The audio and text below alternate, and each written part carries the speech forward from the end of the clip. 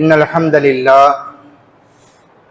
نحمده ونستعينه ونستغفره ونعوذ بالله من شرور أنفسنا ومن سيئات أعمالنا من يهده الله فلا مضل له ومن يضلل فلا هادي له وأشهد أن لا إله إلا الله وحده لا شريك له وأشهد أن محمدا عبده ورسوله أما بعد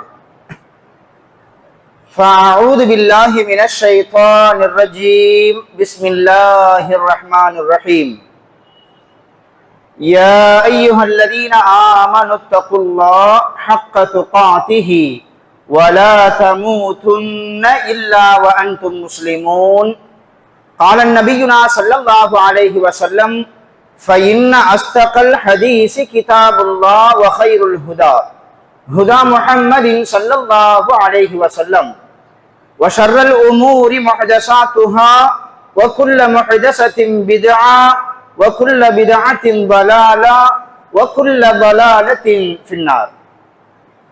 அளவற்ற அருளாளனும் நிகரற்ற அன்புடையவனுமாகிய அல்லாஹ்வின் திருப்பெயர் போற்றி புகழ்ந்து ஆரம்பம் செய்கின்றேன்.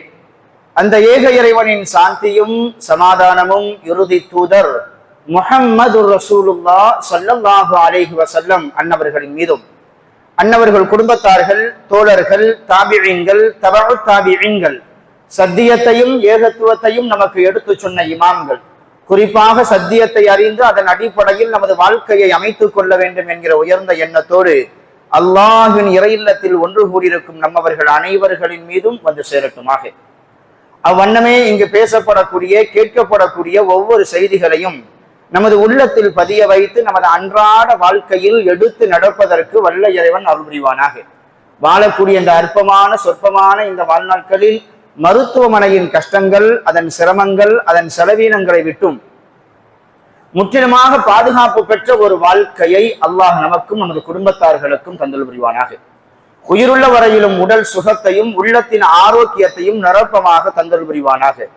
வாழும் காலங்களில் கடன் தொல்லையிலிருந்தும், வட்டியின் கொடூர பிடியிலிருந்தும், வறுமையின் பிடியிலிருந்தும், கோர விபத்திலிருந்தும், கொடிய நோய் நொடிகளிலிருந்தும், கெட்ட மௌத்திலிருந்தும், கெட்ட ஆட்சியாளரிடமிருந்தும் நம்மையும் நம் சமூகத்தையும் அல்லாஹ் ரப்புல் ஆலமீன் நிரந்தரமாக பாதுகாத்து அருள் புரிவானாக என்று பிரார்த்தித்தவனாக எனது ஜும்ஆவின் முதல் உரையை நான் ஆரம்பம் செய்கின்றேன்.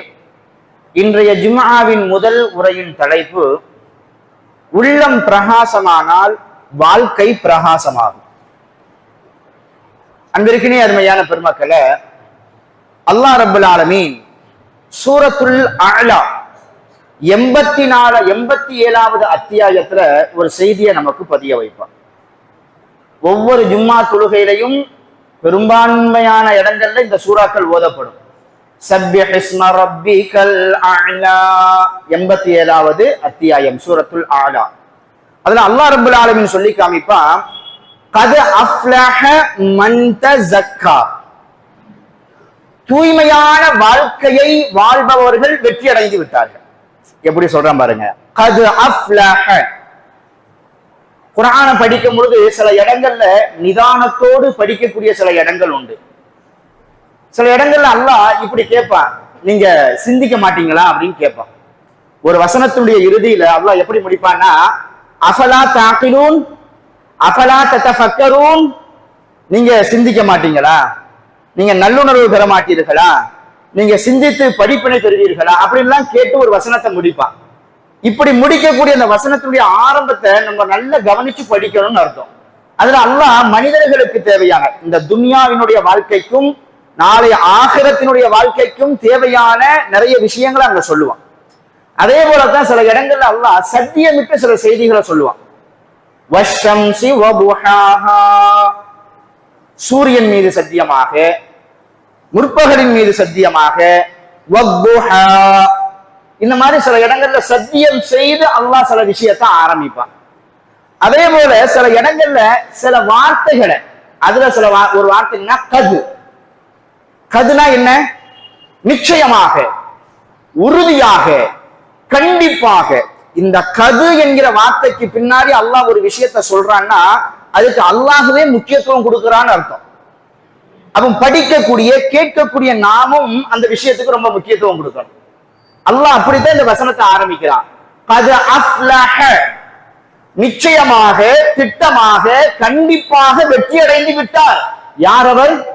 மன் தஸக்கா, யார் தனது வாழ்க்கையை தூய்மையாக அமைத்துக் கொண்டாரோ அவர் வெற்றி அடைந்து விட்டார். அதை தொடர்ந்து அல்லாஹ் சொல்வான், தனது வாழ்க்கையை தூய்மையாக்கியவர் யார் தெரியுமா? வதகர ரஸ்ம ரப்பிஹி ஃபஸல்லா, அவர் தனது இறைவனை நினைத்து, தனது இறைவனின் பெயரை நினைத்து அவர் தொழுகுவார். இவர்தான் தனது வாழ்க்கையை தூய்மையாக்கி கொண்டவர்.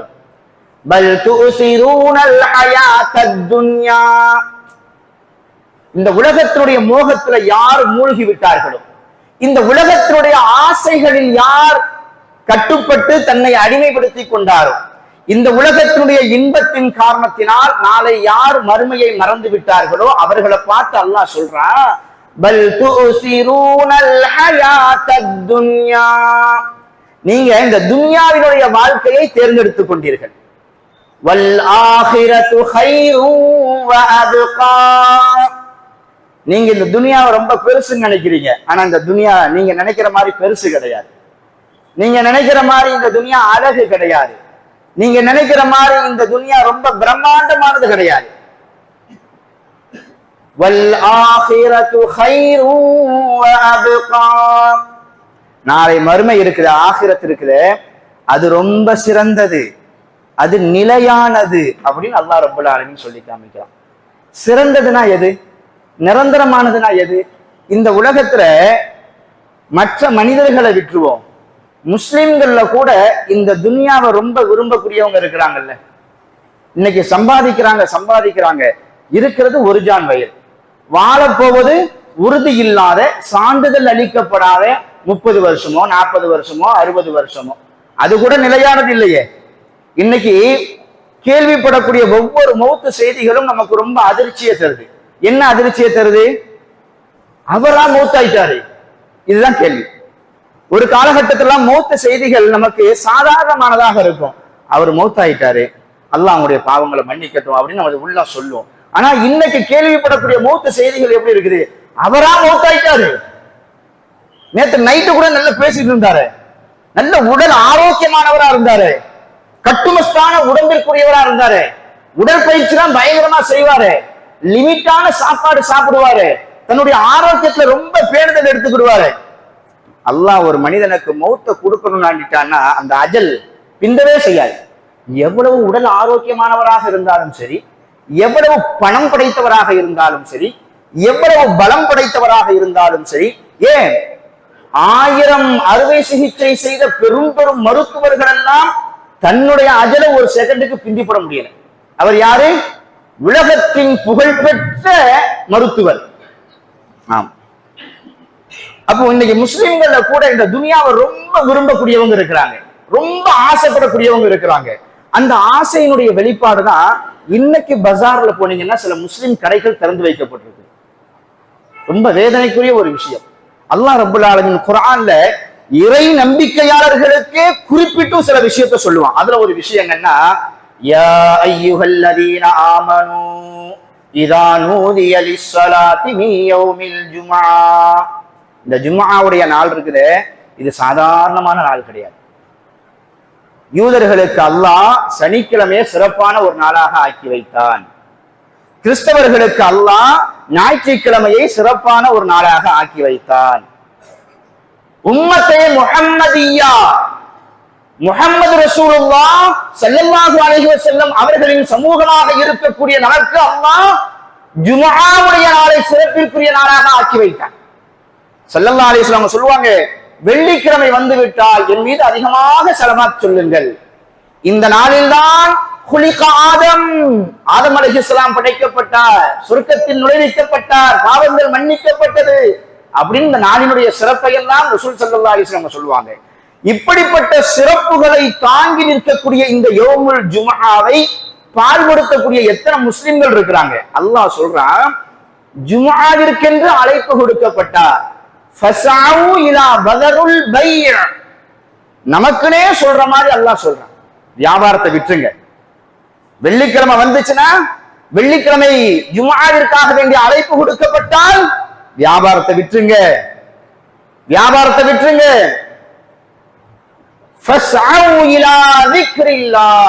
அல்லாஹ்வை நினைவு கூறுவதற்காக வேண்டி மஸ்ஜிதுகளுக்கு வாங்க, பள்ளிவாசலுக்கு வந்துங்கன்னு அல்லாஹ் சொல்றான்.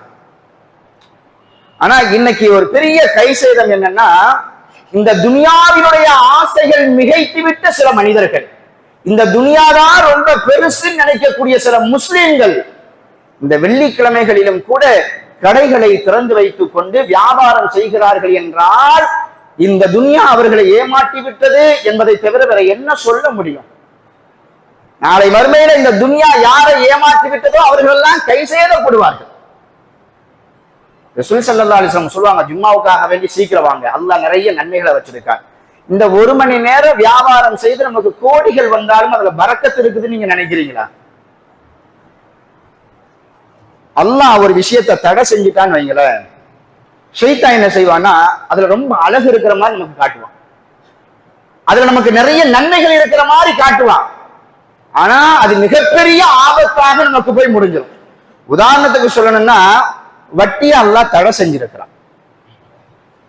சாதாரண தடை அல்ல, ரொம்ப கடினமான வார்த்தைகளை கொண்டு அல்லாஹ் அதை சொல்லுவான். யார் வட்டி வாங்குகிறீர்களோ அவர்கள் என்னோடும் என்னுடைய ரசூலோடும் போர் புரிவதற்கு தயாராக இருங்கள் அப்படின்னு நான் சொல்றேன். யாரை பார்த்து? வட்டி வாங்குபவர்களை பார்த்து. அல்லாஹ் வட்டி வாங்குறவனை எங்க கொண்டு போய் வைக்கிறான்? தனக்கு எதிரில் எதிரியாக வச்சு நிற்கிறான். இன்னைக்கு முஸ்லிம்கள்லயே சில பேரு வீடு கட்டுறதுக்கு ஹோம் லோன் வாங்குறாங்களா இல்லையா? இன்னைக்கு ஹோம் லோன் வாங்கக்கூடியவங்க, அதுக்கு பெயர் தான் ஹோம் லோன். வட்டி பலவிதமான பெயர்கள்ல இன்னைக்கு நமது சமூகத்துல வந்து ஊடுருவி இருக்குது. இன்னைக்கு குர்ஆன் சுன்னாவை பேசக்கூடிய சில மனிதர்களும் கூட அல்லாஹ் பாதுகாக்க வேண்டும், சந்தர்ப்ப சூழ்நிலையை காரணம் காட்டி வேறு வேறு பெயர்கள்ல அந்த வட்டியை பயன்படுத்தக்கூடிய மக்கள் இருக்கிறாங்க. அல்லாஹ் ஒரு விஷயத்தை தடை செஞ்சிட்டாங்கன்னா அது நமக்கு நன்மையானதாகத்தான் இருக்கும், அதுல எந்த மாற்று கருத்தும் கிடையாது. வீடு கட்டுறதுக்கு யாரும் உதவி செய்யல, அப்ப நான் எங்க போறது? லோன் தான் வாங்கணும் அப்படின்னு ஒரு காரணத்தை சொல்றாங்க. நம்ம என்ன கேட்கிறோம்? அடுக்குமாடி குடியிருப்புகள்ல இருந்தாதான் நம்மளால இருக்க முடியுமா? ஒரு ஓட்டு வீட்டுல இருக்க முடியாதா? குடிசை வீட்டுல இருக்க முடியாதா? நமது முன்னோர்கள் எப்படி இருந்தாங்க? ஆரோக்கியமான வாழ்வு வாழ்ந்தாங்களே. பக்கத்து வீட்டுக்காரர் 2 மாடி கட்டிட்டாரு, ஏத்த வீட்டுக்காரர் 2 மாடி கட்டிட்டாரு. நம்ம வீடு மட்டும் கூரை வீடா இருந்தா அது நல்லா இருக்காது, நம்ம வீடு மட்டும் ஓட்டு வீடா இருந்தா அது நல்லா இருக்காது, அது அசிங்கமானதாக இருக்குமே, கண்ணிய குறைவா இருக்குமே. எது கண்ணிய குறைவு, எது அசிங்கம்? உண்மையிலேயே எது அசிங்கம் தெரியுமா? அல்லாஹ்வுடைய சட்டத்தை மீறி ஒரு பாவத்தை செய்து அந்த பாவத்தின் மீது யார் கண்ணியத்தை எதிர்பார்க்கிறாரோ அதுதான் உண்மையில் கேவலம். ஓட்டு வீட்டுல வாழ்ந்த கேவலம்லாம் கிடையாது. யாராவது நம்மளை இப்படி கேவலமாக பார்த்தார்கள் என்றால், தரை குறைவாக பார்த்தார்கள் என்றால் அது அவர்களின் பார்வையில் இருக்கக்கூடிய குறை, நம் மீது குறை அல்ல. இன்னைக்கு பெரும்பான்மையான தவறுகள் அடிப்படை வாழ்க்கைக்காக வேண்டி செய்யப்படுவதல்ல, ஆடம்பரமான வாழ்க்கைக்கும் பேரும் புகழுக்காக வேண்டியும் செய்யப்படக்கூடிய பாவங்கள் தான் இன்னைக்கு நிறைய இருக்கு. திருமணத்தை எடுத்துக்கங்க, அத்துமீறி செலவுகள், ஆடம்பரமான செலவுகள், எவ்வளவு வீண் விரயங்கள், இதெல்லாம் எதற்கு செய்யப்படுது? பேருக்காக, பெருமைக்காக, குலத்திற்காக, குடும்பத்திற்காக. இதுக்குத்தானே ஒரு பைசா பிரயோஜனம் இருக்காது. அல்லாஹ்வுடைய சாபம் மட்டும்தான் நமக்கு மிஞ்சும். அப்ப அல்லாஹ் ஒரு விஷயத்தை தடை செய்யறான் அப்படின்னா அதுல நன்மை இருக்கும். அல்லாஹ் வட்டியை தடை செய்யறான். இன்னைக்கு வீட்டு லோன் வாங்கி அந்த வீட்டு லோனை அடைக்க முடியாம கடைசியில இருக்கிறத விட்டுட்டு பறக்கிறதுக்கு ஆசைப்பட்ட மாதிரி வீடு கட்டுறதுக்காக வேண்டி லோன் வாங்கி 30 வருஷம் கெட்டாரு வட்டியை தான் கட்டி முடிச்சிருக்கிறாரு. அசல் இன்னும் அப்படியே இருக்குது. கடைசியில என்ன நிலைமை? இருக்கிற வீட்டையெல்லாம் எழுதி கொடுத்துட்டு நடுத்தெருல வந்து நிற்கிறாங்க. இதுதான் உண்மை. அதனால அல்லாஹ் எதை செய்யுன்னு சொல்றானோ அதை நம்ம துணிச்சலா செய்யலாம். ஏன்னா அல்லாஹ் வாக்குறுதிக்கு மாறு செய்பவன் கிடையாது. அவன் ஒரு விஷயத்த வாக்குறுதி கொடுத்தான்னா அதை கண்டிப்பா நமக்கு தருவான். அதே போல ஒரு விஷயத்தை நீங்க நெருங்காதீங்க, செய்யாதீங்கன்னு சொல்லி நமக்கு சொல்றான்னா அதுல ஆழமான நம்பிக்கை இருக்கணும். என்ன நம்பிக்கை? என் ரப்பு சொல்றான், என்னுடைய நல்லதுக்காக வேண்டி சொல்றான், நான் அப்படிதான் இருப்பேன். அப்போ இந்த ஜும்மாவுடைய இந்த நேரம் இருக்கு பாருங்க, ரொம்ப பரக்கத்தான நேரங்க, ரொம்ப பரக்கத்தான ஒரு நேரம். இந்த நேரத்துல கடையை விரிச்சு வச்சுட்டு நம்ம வந்து வியாபாரம் பண்ணன்னு வைங்களேன், ₹1,00,000 நமக்கு லாபமாக வரட்டுமே. சனிக்கிழமையில ஒரு கூட்டம் மீன் பிடிக்க போச்சு, ஞாபகம் இருக்குதுங்களா? அந்த கதிதான். சனிக்கிழமையில ஒரு கூட்டம் மீன் பிடிக்க போச்சு, கடைசியில அவர்கள் நிலைமை என்னாச்சு குர்ஆன் சொல்லுது இல்ல? அதே போலத்தான் அல்லாஹ் தடை செய்த நேரத்தில், தடை செய்த விஷயத்தில் நாம் வியாபாரம் செய்து பொருள் ஈட்டினோம் என்றால் அதில் பரக்கத் வருவதை போல தெரியும், லாபம் வருவதை போல தெரியும், ஆனால் அது லாபமாக இருக்காது. அப்போ நமது வாழ்க்கை வந்து ரொம்ப பிரகாசமானதாக அழகானதாக ஆகணும் அப்படின்னா முதல்ல நம்ம செய்ய வேண்டியது என்னன்னா, நம்முடைய உள்ளத்தை வந்து பிரகாசமானதாக ஆக்கணும். நமது உள்ள ரொம்ப தெளிவாக தூய்மையானதாக ஆயிடுச்சுன்னு வைங்களேன், வாழ்க்கை எப்படி மாறிடும்? ரொம்ப தூய்மையானதா மாறிடும். புகாரி கிதாபினுடைய முதல் நபிமொழி நம்ம எல்லாருமே படிச்சிருப்போம், எல்லாத்துக்குமே தெரிஞ்ச ஒரு நபிமொழி. என்ன செய்தி? இன்னமல் அமாலு பின்னியாத், இன்னமல் அமாலு பின்னியாத் வ இன்னமா லிகுல்லி இம்ரிஇம் மா நவா. ஸல்லல்லாஹு அலைஹி வஸல்லம் அவங்க ஒத்த வரியில நம்ம வாழ்க்கை ரொம்ப பிரகாசமானதாக அழகானதாக மகிழ்ச்சிகரமானதாக இருக்குன்னு நம்ம நினைச்சோம் அப்படின்னா நிறைய தேவையில்லை, நிறைய வேண்டாம், ஒன்னே ஒண்ணு போதும். என்னது? உள்ளத்தை தூய்மைப்படுத்த வேண்டும். இந்த நீயத்தை சரியாயிடுச்சுன்னு வைங்களேன், நமது செயல்கள் எல்லாமே சரியாயிடும், எல்லாமே சரியாயிடும். ஸல்லல்லாஹு அலைஹி வஸல்லம் அவங்க சொல்லி தருவாங்க, அல் ஹலாலு பையினுன், ஹலாலும் தெளிவாக இருக்குது, அல் ஹராமு பையினுன், தடுக்கப்பட்டவையும் தெளிவாக இருக்குது, ஓ பைனஹுமா முஷப்பஹாத்துன் லா யஅலமுஹா கஸீரும் மினன் நாஸ். இந்த ஹலாலுக்கும் ஹராமுக்கும் மத்தியில சந்தேகமான சில விஷயங்கள் இருக்கு. சில சமயங்கள் நமக்கு வரும் பாருங்க, ஒரு விஷயம் இருக்கும், இதை செய்யலாமா செய்யக்கூடாதா அப்படின்னு நமக்கு ஒரு சந்தேகம் ஒண்ணு வரும். ரசூலுல்லாஹ் சொல்றாங்க, ஹலால் தெளிவா தெரியும், இது ஹலால், இது ஹராம் தெளிவா தெரியும், அந்த ரெண்டுக்கு மத்தியில சில சந்தேகங்கள், இதை செய்யவா வேண்டாமா மனசு உறுத்திக்கிட்டே இருக்கும், இது தப்பா இருக்குமோ. ரசூலுல்லாஹ் சொல்றாங்க, இந்த மாதிரி சந்தேகமா இருக்குதா, அதை விட்டு நீங்க விலகிக்கங்க, அதை செய்யாதீங்க. ஏன் அப்படின்னா, சந்தேகமான ஒரு விஷயத்தை நீங்க துணிச்சலோடு செய்ய ஆரம்பிச்சிட்டீங்கன்னா நாளை பாவத்தை நீங்க துணிச்சலா செய்ய ஆரம்பிச்சிருவீங்க. அந்த மாதிரி சந்தேகமான விஷயத்தை விட்டு நீங்க தவிர்ந்துருங்க அப்படின்னு சொல்லிட்டு அந்த ஹதீஸினுடைய இறுதியில ரசூல் ஸல்லல்லாஹு அலைஹி வஸல்லம் அவங்க சொல்லுவாங்க, அலா ஃபில் ஜஸதி முதுகத்துன், உடம்புல ஒரு பாகம் இருக்குது, ஒரு சதை துண்டு இருக்குது, இதா ஸலஹத் ஸலஹல் ஜஸது குல்லு, அந்த ஒரு சதை துண்டு சரியாக சீராக அமைந்து விட்டால் உடல் முழுவதும் சரியாக அமைந்துவிடும். வைதா ஃபஸதத் ஃபஸதல் ஜஸது குல்லுஹு, அந்த உடம்புல இருக்கக்கூடிய ஒரே ஒரு சதை துண்டு கெட்டு விட்டதென்றால் உடல் முழுவதும் கெட்டுவிடும். அது என்ன சதை துண்டாக இருக்கும்? அலா வஹியல் கல்ப், அறிந்து கொள்ளுங்கள், அதுதான் உள்ளம் அப்படின்னு சொன்னாங்க. உண்மை, எவ்வளவு அழகான வார்த்தையை பாருங்க. இன்னைக்கு இந்த முழு உடலும் சரியான முறையில் இயங்க வேண்டும் என்றால் இந்த கல்பு நமக்கு சரியானதாக இருக்கும். இந்த கல்பு, இந்த உள்ளம் மட்டும் சரியாக ஆகிவிட்டால் உடல் முழுவதும் சரியாக ஆகிவிடும். ஸல்லல்லாஹு அலைஹி வஸல்லம் அதனாலதான் பெரும்பாலும் தன்னுடைய வாழ்க்கையில ஒரு துஆவை கேட்டுக்கிட்டே இருப்பாங்க, அதிகமா கேட்பாங்க, ஒரு தடவை ரெண்டு தடவை இல்லை, தன்னுடைய வாழ்க்கையினுடைய வழக்கமாக பழக்கமாக ஒரு பிரார்த்தனையை ஆக்கிக்கிட்டாங்க. அது என்ன பிரார்த்தனை தெரியுமா? அல்லாஹும்ம ஆத்தி நஃப்ஸி தக்வாஹா வஸக்கிஹா அன்த கைரு மன் ஸக்காஹா அன்த வலியுஹா வ மௌலாஹா அல்லாஹும்ம இன்னி அஊது பிக மின் இல்மின் லா யன்ஃபஉ வ மின் கல்பின் லா யஃஷஉ வ மின் நஃப்ஸின் லா தஷ்பஉ வ மின் துஆஇன் லா யுஸ்தஜாபு லஹா. ரொம்ப அற்புதமான வார்த்தைகளை பொதிந்த ஒரு துஆ. எப்படி கேட்கிறாங்க? அல்லாஹும்ம ஆத்தி நஃப்ஸி தக்வாஹா, ரட்சகனே என்னுடைய உள்ளத்திற்கு தக்வாவை, இறையச்சத்தை கூடிய அல்லாஹ். வ ஸக்கிஹா அன்த கைரு மன் ஸக்காஹா, இந்த உள்ளத்தை தூய்மைப்படுத்தியா அல்லாஹ். இந்த உள்ளம் தூய்மை இல்லாமல் அழுக்கடைஞ்சிருச்சு அப்படின்னா எல்லா விதமான பாவத்தையும் துணிச்சலோடு செய்ய ஆரம்பிச்சோம். வ ஸக்கிஹா அன்த கைரு மன் ஸக்காஹா, இந்த உள்ளத்தை தூய்மைப்படுத்து, உள்ளத்தை தூய்மைப்படுத்துபவர்களில் உன்னை விட சிறந்தவன் வேற யாருமே இருக்க முடியாது. அன்த வலியுஹா வ மௌலாஹா, நீயே இந்த உள்ளத்தின் எஜமானனன், இந்த உள்ளத்தின் பொறுப்பாளனும் நீதான். இந்த உள்ளம் இருக்கு பாருங்க, இது நமக்குள்ளதான் இருக்குது, ஆனா நம்ம பேச்ச கேட்காது. அப்படித்தானே? எவ்வளவோ நல்ல விஷயங்களை செய்யணும்னு நம்ம நினைப்போம், நினைப்பு மட்டும்தான் உண்மையா இருக்கும், ஆனா செயல் வடிவத்துல வராது. ஏன்? ரசூல் ஸல்லல்லாஹு அலைஹி வஸல்லம் அவங்க துஆ கேட்பாங்கல்ல, அல்லாஹும்ம யா முஸர்ரிஃபல் குலூப் ஸப்பித் கல்பி அலா தீனிக். இந்த உள்ளம் அந்த ரஹ்மானினுடைய 2 விரல்களுக்கு மத்தியில இருக்குது. அவன் எப்படியெல்லாம் திருப்பணும் நாடுறானோ அப்படியெல்லாம் திருப்பிடும். அதனாலதான் ரசூலுல்லாஹ் சொன்னாங்க, உள்ளத்தை திருப்பக்கூடியவனே, புரட்டக்கூடியவனே, எனது உள்ளத்தை உனக்கு மட்டும் வழிபடக்கூடிய உள்ளமாக ஆக்கி வையாங்க. இந்த உள்ள நம்ம உள்ளதான் கல்பு, ஆனா நம்ம பேச்சை கேட்கவே செய்யாது.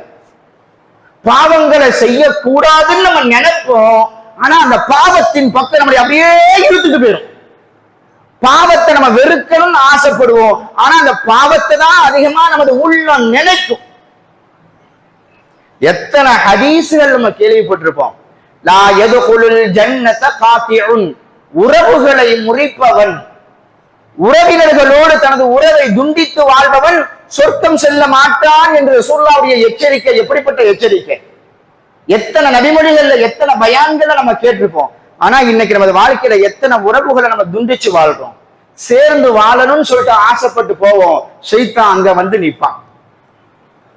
ஏன்பா போற நீயே வேணான்னு சொல்லிட்டு அவன் உதறி தள்ளிட்டு போயிட்டான், நீ எதுக்கு இறங்கி போற, நீயா எதுக்கு தேடி போற அப்படின்னு ஒரு கேள்வியை எழுப்புவான்.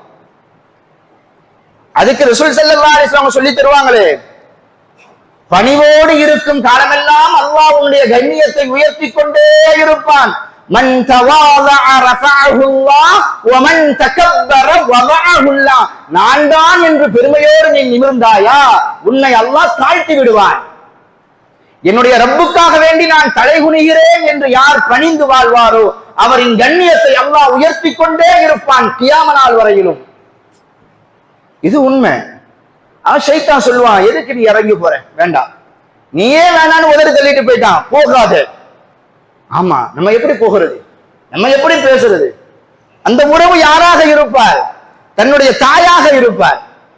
சிறு வயதில் தன்னுடைய இன்பத்திற்காக, தன்னுடைய குழந்தையினுடைய சந்தோஷத்திற்காக தன்னுடைய சந்தோஷத்தை எல்லாம் தொலைத்த அந்த தாயோடு பேசுவதற்கு தயக்கம். காரணம் என்ன? நம்ம இறங்கி போகணுமா அப்படின்னு ஒரு நன்மையை செய்யணும்னு நம்ம ஆசைப்படுவோம், ஆனா ஷைத்தான் வந்து என்ன செய்வான்? செய்யாது. அதுக்கு காரணம் என்ன? இந்த உள்ளம் நம்ம கிட்ட இல்ல. ரப்புட்ட துவா செய்யணும், ரப்பே எனது உள்ளத்தை தூய்மைப்படுத்து, ரப்பே ரப்பே என்னுடைய உள்ளத்தை உனக்கு கட்டுப்பட்டு நடக்கும் உள்ளமாக ஆக்கி வை ரப்பே. இந்த ரசூலுல்லாஹ் சொன்ன மாதிரி இந்த உள்ளம் மட்டும் சரியாகி விட்டதென்றால் எல்லாமே சரியாயும். இன்னைக்கு நிறைய மக்கள் என்ன நினைக்கிறாங்கன்னா, சந்தோஷமான வாழ்க்கைக்கு பணங்காசு தேவைன்னு நினைக்கிறாங்க, பணங்காசு மட்டும் இருந்தா போதும் நினைக்கிறாங்க. உண்மை அதுவா? அதுலயும் அல்லாஹ் ஒரு பரக்கத்தை வச்சிருக்கான், நிம்மதியை வச்சிருக்கிறான். அந்த பணங்காசு மட்டும், காசு பணம் மட்டும் நிம்மதி அல்ல. இன்னைக்கு நிறைய பேர் என்ன நினைச்சு வச்சிருக்கிறாங்கன்னா, சமுதாயத்துல பதவி பட்டங்களோடு மக்களுக்கு மத்தியில உலா வருவதுதான் ஒரு உண்மையான வாழ்க்கை, சந்தோஷம், நிம்மதி அப்படின்னு நினைக்கிறாங்க. பதவி பட்டங்கள்ல அல்லாஹ் கண்ணியத்தை வச்சிருக்கிறான், நிம்மதியை வச்சிருக்கிறான். ரொம்ப பியூட்டிஃபுல்லான, ரொம்ப சந்தோஷமான ஒரு வாழ்க்கைய ஒரு சமூகம் வாழ்ந்தாங்க. ஆனா அந்த சமூகத்துக்கிட்ட என்ன இல்லை? காசு பணம் இல்லை. ஒருவேளை சாப்பிடுவாங்க, அடுத்த வேளை சாப்பாட்டுக்கு உணவு இருக்காது, உத்தரவாதம் இல்லை. அடுக்குமாடி கட்டிடங்கள் கிடையாது, ஒதுங்குவதற்கு மழை பெய்தால் ஒரு நல்ல வீடு கிடையாது, கூரை வீடு கிடையாது. அஸ்ஹாபு சுஃபா, திண்ணை தோழர்கள், பள்ளிவாசலின் திண்ணையே தனது இருப்பிடமாக ஆக்கி கொண்ட நபித்தோழர்கள் உண்டு. ஆனால் அவர்கள் சந்தோஷத்தை தேடி எங்கேயுமே செல்லல. ஒன்னே ஒண்ணு செஞ்சாங்க, தனது உள்ளத்தை தூய்மைப்படுத்தினார்கள். உண்பதற்கு உணவு இல்லை, உடுத்துவதற்கு உடை இல்லை, தங்குவதற்கு நல்ல வீடுகள் இல்லை, இருந்தாலும் சந்தோஷமான வாழ்க்கையை வாழ்ந்தார்கள். காரணம் என்ன? அவர்களின் உள்ளம் மாளிகைகளாக இருந்தது, தூய்மையானதாக இருந்தது. அதனால் அல்லாஹ் நிம்மதியை அவங்களுக்கு கொடுத்தான். இன்னைக்கு இந்த உள்ளத்தை தூய்மைப்படுத்தாம இந்த உள்ளத்துக்குள்ள நிறைய அழுக்குகள், கசடுகள், குஃப்ரு, ஷிருக்கு, பிதா, வன்மம், கிப்ரு எல்லாத்தையும் வச்சுக்கிட்டு என் வாழ்க்கையில சந்தோஷம் இல்லைன்னா எப்படி சந்தோஷம் இருக்கும்? இது எல்லாத்தையும் தூக்கி போட்டுட்டு அல்லாஹ் சொல்வதை போல நல்ல நிய்யத்துகளை இந்த உள்ளத்துல வச்சுட்டோன்னு வைங்களேன், நாமும் பிரகாசமாக இருப்போம், நம்மால் நம்மை சுற்றி உள்ளவர்களும் பிரகாசமாக இருப்பார்கள்.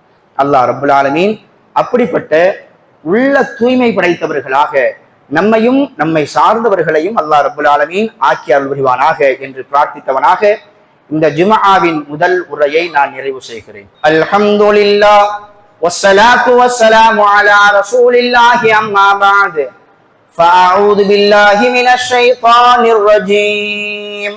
பிஸ்மில்லாஹிர் ரஹ்மானிர் ரஹீம். யா அய்யுஹல்லதீன ஆமனு தகுல்லாஹ் قولوا قولا سديدا يصلح لكم أعمالكم ويغفر لكم ذنوبكم ومن يطع الله ورسوله فقد فاز فوزا عظيما. قال نبينا صلى الله عليه وسلم من تشبه بقوم فهو منهم. அன்பிற்கினிய அருமையான பெருமக்களே, சில காலகட்டங்கள்ல தெரிந்தே சில பாவங்களை துணிச்சலோடு பெருமிதத்தோடு செய்யக்கூடிய சில முஸ்லிம்கள் இன்றைய காலகட்டத்தில் இருக்கிறாங்க. அல்லாஹ் பாதுகாக்கணும். அதுல ஒரு காலகட்டம் தான் இந்த புத்தாண்டு என்பது. இன்னும் ஒரு சில தினங்கள்ல புத்தாண்டு வர இருக்குது. புத்தாண்டை கொண்டாடுவதற்கு இருக்கக்கூடிய அந்த மக்கள் கூட இன்னும் தயாராகல. யார் தயாராயிட்டாங்க? நம்ம மக்கள் தயாராயிட்டாங்க. நம்ம சமுதாயத்தில் இருக்கக்கூடிய சில இளைஞர்கள் இப்பவே எங்க போறது? கோவாக்கு போலாமா, பெங்களூர் போலாமா, சென்னை போலாமா, எங்க போகலாம்? ஓகே, என்ன மாதிரி செலிப்ரேட் பண்றது? நம்முடைய காசு பணத்தை எப்படி கரியாக்குறது? சில ஆயிரங்களுக்கு வெடிகளை வாங்கலாமா, சில ஆயிரங்களுக்கு ஆடைகளை வாங்கலாமா, அல்லது அல்லாஹ் தடுத்த தகாத பெண்ணோடு நாம் எங்கே செல்லலாம், எப்படி செல்லலாம், எப்படி இந்த புத்தாண்டை கழிக்கலாம் அப்படின்ற மாதிரி இப்பவுமே பிளான் பண்ண ஆரம்பிச்சுட்டாங்க. புத்தாண்டு என்பது நமக்குரியதல்ல. நமக்கு இஸ்லாமிய மார்க்கம் நம்முடைய சந்தோஷத்தை வெளிப்படுத்துறதுக்கும் நம்முடைய ஆனந்தத்தை வெளிப்படுத்துறதுக்கும் 2 தினங்களை தந்திருக்கிறாங்க. ஈதுல் அல்ஹா, ஈதுல் ஃபித்ர். சுப்ஹானல்லாஹ். இந்த உலகத்துல இந்த 2 நாட்களை போல, இந்த 2 பெருநாட்களை போல, இந்த 2 திருநாட்களை போல ஒரு திருநாளை, பெருநாளை எந்த மதத்தவர்களும் பெற்றிருக்க முடியாது. அவ்வளவு உயரமான, அவ்வளவு கண்ணியமான, அவ்வளவு மனிதாபிமானமான ஒரு பெருநாட்கள் இந்த 2 பெருநாட்கள். மற்றவர்களை காயப்படுத்தி, மற்றவர்களை துன்புறுத்தி அதுல இன்பம் பெறுவதல்ல பெருநாள், திருநாள் என்பது. தானும் சந்தோஷமாக இருந்து தன்னை சார்ந்தவர்களையும் சந்தோஷப்படுத்துவார்களே, அதுதான் பெருநாள். ஈதுல் ஃபித்ரை எடுத்துக்கோங்க. சுப்ஹானல்லாஹ். ஈதுல் அல்ஹாவை எடுத்துக்கங்க. ரசூல் ஸல்லல்லாஹு அலைஹி வஸல்லம் சொல்லுவாங்க, உன்னை சார்ந்தவர்கள் பசியோடு இருக்கும் பொழுது நீ மட்டும் வயிறு நிரம்ப உண்ணாதே, உன்னுடைய பொருளிலிருந்து ஒரு பகுதியை உன்னை சார்ந்தவர்களுக்கு கொடு, அதுதான் பெருநாள் என்று சொன்னார்கள். இன்னைக்கு சில தவறாக நினைக்க வேண்டாம், இஸ்லாம் அல்லாத கொள்கையில் இருக்கக்கூடிய சகோதரர்கள் தவறாக நினைக்க வேண்டாம். உங்களுடைய பண்டிகைகளை நீங்கள் தாராளமாக கொண்டாடுங்கள். அதுல எந்த ஒரு விமர்சனத்தையும் யாருமே சொல்லக்கூடாது. அதே சமயத்துல தன்னுடைய சந்தோஷத்திற்காக வேண்டி மற்றவர்களை துன்புறுத்தாதீங்க அப்படின்னு தான் நம்ம சொல்றோம். உதாரணத்துக்கு சொல்லணும்னா, இன்னைக்கு இந்த புத்தாண்டு வருது பாருங்க. மற்ற நாட்களை விட இந்த புத்தாண்டு இரவுகள்ல மது வியாபாரம் எவ்வளவு நடக்கும் நீங்க நினைக்கிறீங்க? ரொம்ப மனசுக்கு ரொம்ப வேதனையான ஒரு விஷயம். குடிக்காதவர்களையும் கூட குடிக்க வைக்கக்கூடிய ஒரு நாளாக இந்த நாள் மாத்திருதுங்க.